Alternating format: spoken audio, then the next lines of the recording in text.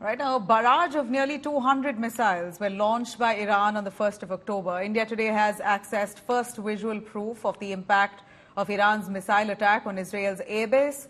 In fact, the impact of the Iranian superweapon Fattah-2 hypersonic missile has left gaping holes on the hangar roof of Israel's airbase. This houses Israeli jets, and there's no clarity yet if at all any of those jets were damaged, the F-35 fighter jets that were stationed there. The damage was done by none other than Iran's hypersonic medium-range Fattah-2 missile. It's equipped with a hypersonic glide vehicle warhead, boasts a range of 1,500 kilometers with speed between Mach 5 and 20.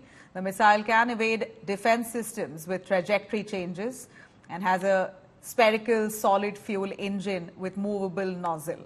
It's also equipped here with hydrazine fuel. It can accelerate right outside Earth's atmosphere, while it can steer within the atmosphere using aerodynamic control surfaces. This missile seems to be quite powerful to thwart even the iron dome that's in place protecting Israel.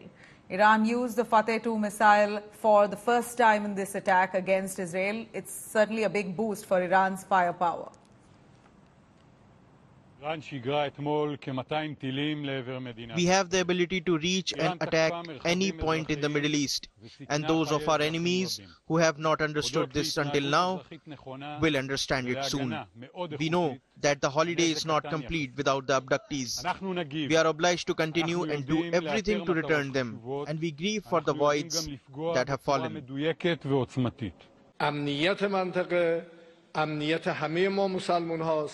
و ما به هیچ وجه به دنبال جنگ و خونریزی نیستیم.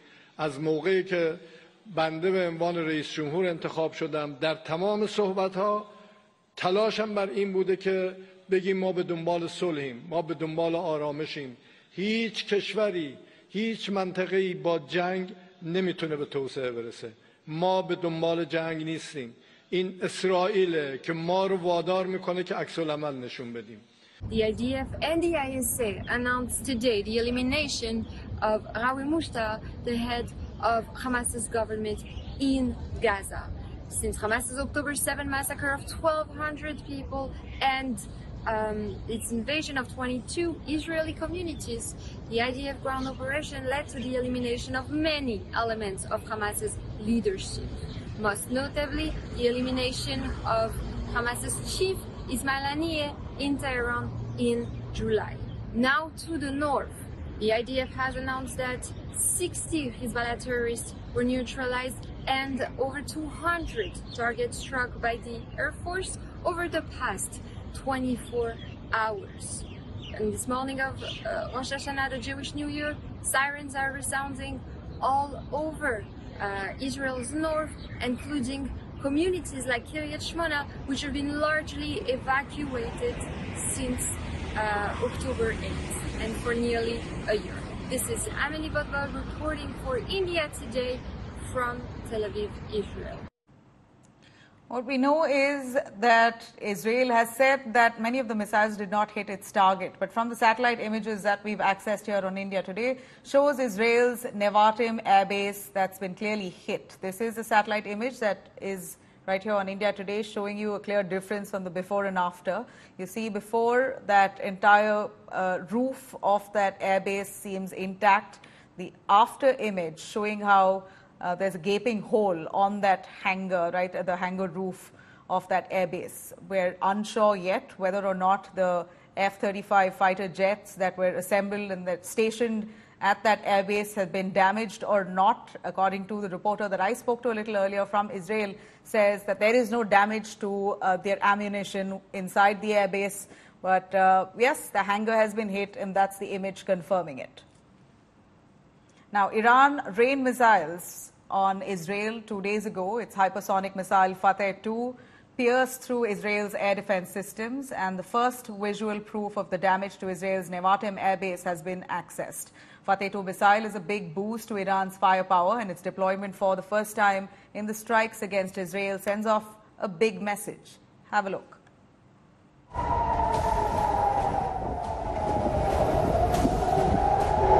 Nearly 200 missiles rained on Israel on 1st of October.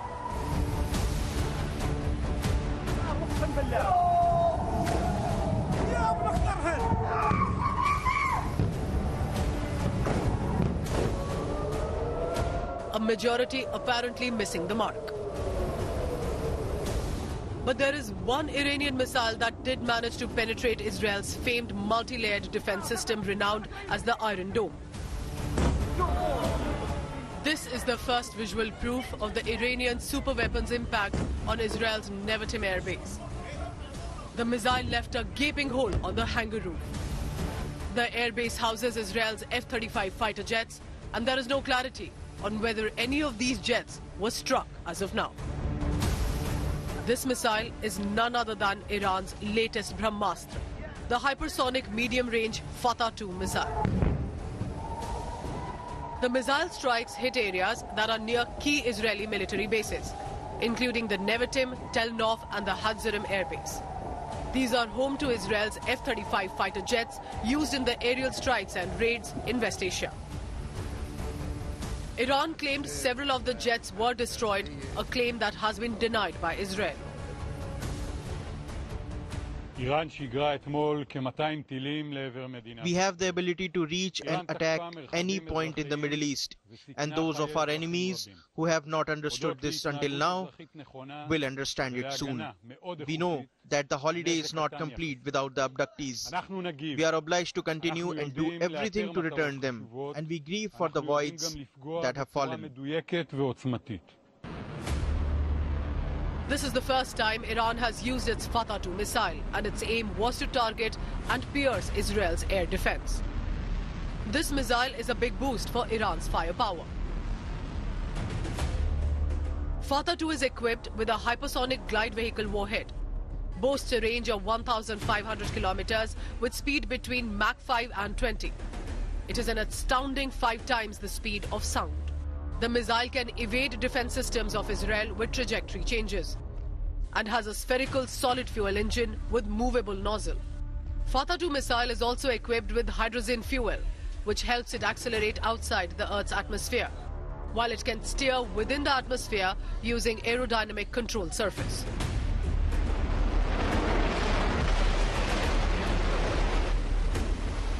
The Fattah-2 missile used by Iran marks a big escalation of war with Israel.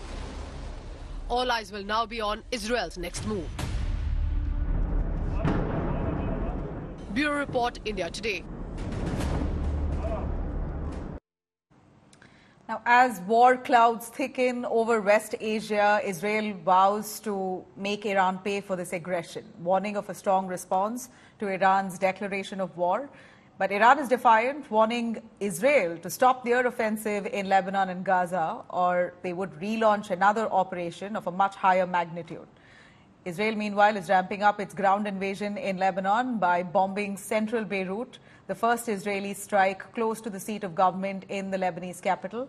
Israel has now labeled these fresh attacks on Beirut as fresh round of precise strike against Hezbollah targets. ما مجبور به پاسخ شدیم و اگر بخواهد طور دیگه عمل کند پاسخی محکمتر خواهیم داد و این چیزی است که جمهوری اسلامی بهش پایبند است. It has become clear that what is happening is collective genocide. We call for serious efforts for a ceasefire. Security will not be achieved without achieving a just peace, and this will not be achieved in a region except by establishing an independent Palestinian state with East Jerusalem as its capital on the borders of June 4th, 1967. I am here in Tel Aviv, outside the Kiryat military headquarters, where just last night, Israeli Prime Minister Benjamin Netanyahu met with top security officials in order to decide on a response to Iran's missile attack.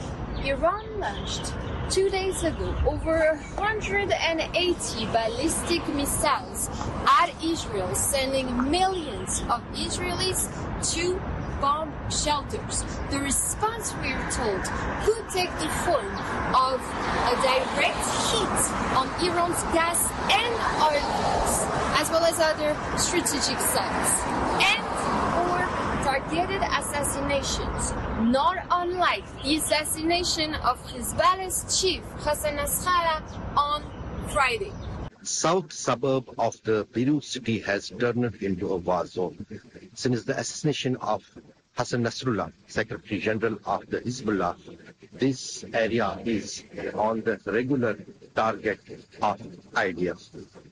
On Wednesday, 8 aerial strikes were carried out at different 8 locations by the IDF, and that continued during the last night, even today morning, when the Hezbollah claimed that one of the rehabilitation units, the people who were helping for the wounded and the affected, has been targeted, in which Islamic Relief Trust staff has got killed. The situation is very tense in the South Lebanon as well as in the South Beirut, which is considered as the stronghold of Hezbollah. Most of the people have already left the south part of the Beirut city and left to the safer locations, but still there are installations as well as the homes of Hezbollah fighters. They are only visible there. Now the IDF has also started a new strategy where they are issuing some kind of a message before few hours of carrying any kind of aerial strike, so that the people residing in the vicinity can vacate on time. Ashraf Wani, India Today in South Beirut. Now we're looking at the conflict in West Asia only widening. Global nations on the edge at this point. United States has, of course, supported Israel, but has also condemned the onslaught on Lebanon, with largely most number of targets being civilians who've been killed. At least 1,000 people have been killed in Lebanon, reportedly in just the last 2 weeks due to Israeli onslaught. We're going to take you through some of the reactions coming in from world leaders across the globe. Remember, we negotiated a similar strike on the West Coast before, and they worked it out. This time, they won't even talk, so let's get that done. I join you in condemning the attack by Iran just recently. We stand with Israel, recognising her full right to security and to self-defence. We do need to pull back from the brink and to encourage all parties to find a way to de-escalate and for a political solution to the very many fronts of the crisis in the Middle East. And of course, foremost in our minds are the hostages still held after such a very, very long time. They should be released immediately and unconditionally. I strongly condemn the ballistic missile attack launched yesterday by Iran against Israel. The spiral of violence is threatening the lives of innocent civilians. It is also leading to a generalized conflict in the region, and this must be avoided by all costs. Now, the Supreme Leader of Iran continues to be in a safe location after Tuesday night's missile strikes on Israel. Reports suggest that Iran's Supreme Leader Ayatollah Ali Khamenei warned Hezbollah leader Hassan Nasrallah to flee Lebanon days before he was actually killed in the Israeli airstrikes. On Wednesday, he addressed a public gathering, promising and warning Israel that they will be dealt with if they continue with this onslaught on Gaza and Lebanon.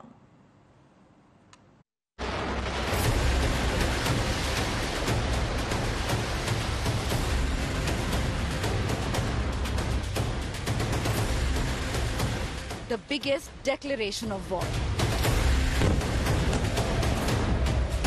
Iran ended all suspense by directly launching missiles into Israel on Tuesday. While it did manage to hit Israel's military bases and targeted Mossad headquarters, Iran is on its toes. Its Supreme Leader Ayatollah Khamenei, the man who ordered the direct attack against Israel, has made his first appearance since being moved to a secure location. Khamenei called for the West to leave the Middle East, blaming the regional conflict on the United States and its allies.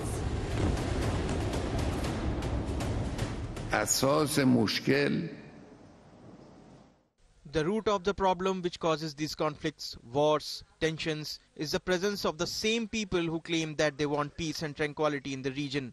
I am referring to America and some European countries. Claiming the region will live in peace if the West leaves.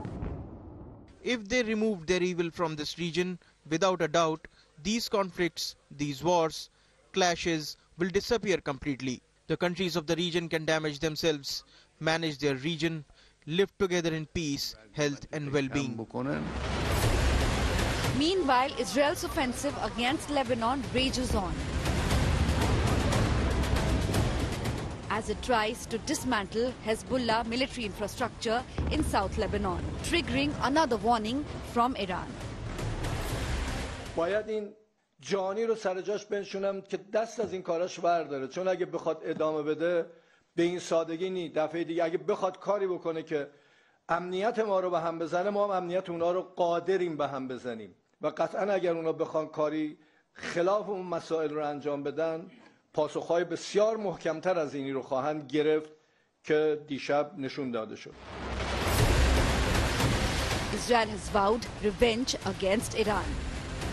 איראן עשתה הערב טעות גדולה, והיא תשלם על כך. All eyes are now on whether a bigger war is on the cards. Bureau Report, India Today.